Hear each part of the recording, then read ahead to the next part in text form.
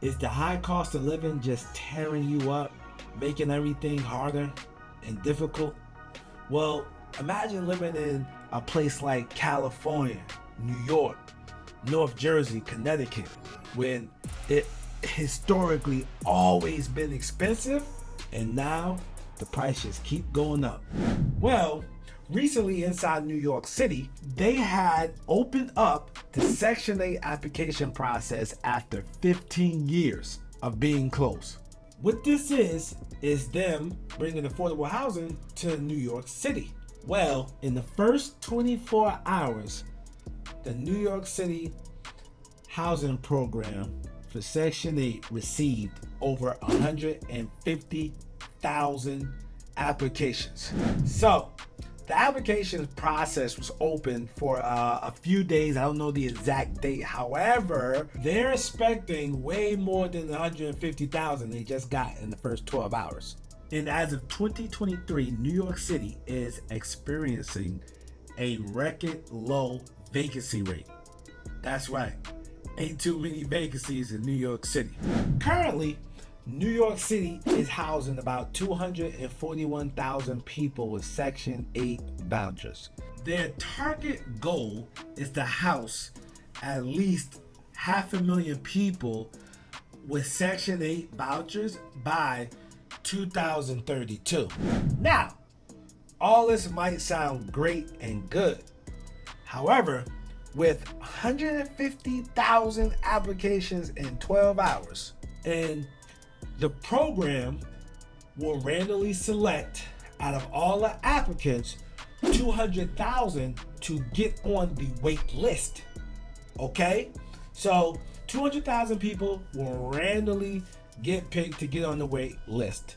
Now, once you're on the wait list, New York City will then start picking about 1,000 people a month to issue a voucher. Now, I know what you're thinking. The math ain't mathing. Well, you're absolutely right, bro. Because those numbers, with 200,000 people on the wait list, picking 1,000 people a month, that tells me not everybody is going to be selected. Hypothetically speaking, let's just say everybody was selected, okay? Well, what happens next? Then they get the voucher. Now, the voucher does not guarantee housing. You have this voucher, now you have to go work with a broker who accepts a Section 8 voucher, or you have to work with a private landlord who accepts a Section 8 voucher. I covered this before. Many cities in the Southeast and New York and New Jersey are getting away from the voucher.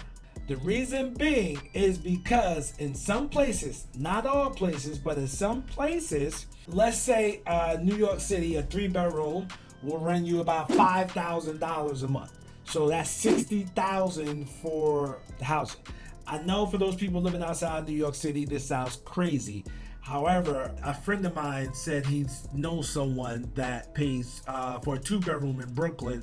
He pays about $5,000 for a brownstone 2-bedroom. So, you know, I'll say on average, you get into a shaky neighborhood. I'm guessing you can get a 3-bedroom for $5,000. Maybe not. But we're just going to use that number, right? Now, let's just say the Section 8 voucher is willing to pay $4,000 for a 3-bedroom. But 3 bedrooms go for $5,000. Okay? Now, what's happening all across the country, and not just New York City, but we're gonna focus on New York City. Let's say that person who received that voucher cannot come up with that 1,000. Okay? And being that person cannot come up with the 1,000, or the landlord says, well, the rent is $5,000, your voucher's for $4,000. I gotta depend on you to pay the other $1,000. I don't know if I want to do this. Or let's just say the person doesn't have the other 1,000, like they can't qualify on paper. Now, this is a real life true story. A friend of mine, he wanted $1,800 for his 3-bedroom, 2-bath house.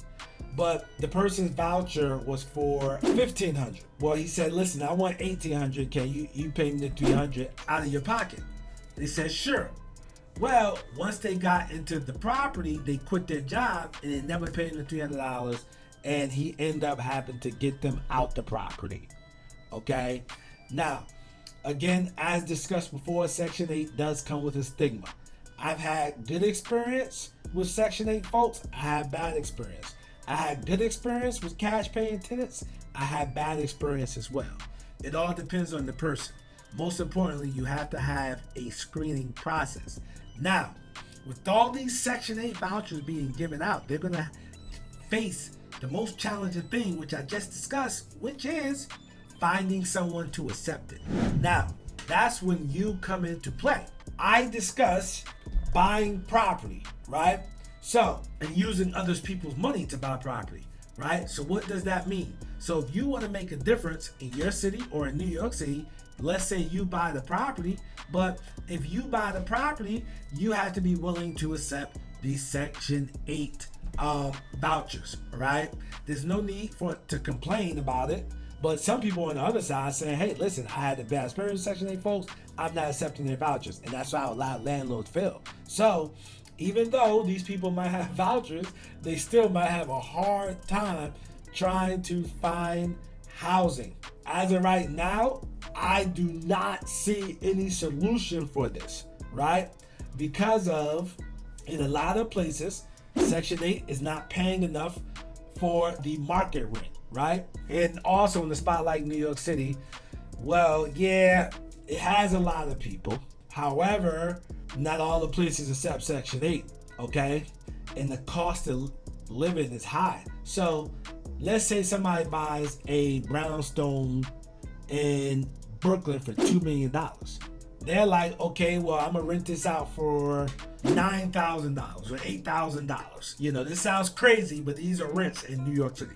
Section 8, again, is only paying up to $5,000. What would you do? Comment below. What would you do? Would you say, hey, I'll take the hit every month, right? Would you take the hit every month so that these Section 8 folks can have somewhere to stay? Or would you just go to the open market and charge market rate, right? You know, obviously, I think most of you will choose like, yo, listen, my mortgage got to get paid and I got to make money. So therefore, I can't accept the voucher. Well, that's what's happening and that's a dilemma. So the only solution is the private sector has to come in and maybe build affordable housing with government grants or potentially buy property at a deep discount. Now, the reason why I'm sharing this video with you today is because when things happen in places like New York City or California in the real estate market, it's normally a trend for everywhere else in the country. Currently, yeah, in the Southeast, we're already experiencing this, but this gives you more room to actually get your stuff together so that you can buy property and provide housing. Maybe you don't live in New York City. Maybe you don't live in Connecticut or California. So therefore, if you're anywhere else, man, you need to start buying rental properties and put yourself on the right side, because waiting on the government handout may or may not work. So therefore, the only solution is to put yourself in the best position. Now, if you are ready to get into real estate and take action today, click on that pinned comment below, or just watch this video next to me on Section 8. I'm Nasa, aka the Real Estate Doru. I'm not a guru, I'm a Doru, because I actually do this business. Peace.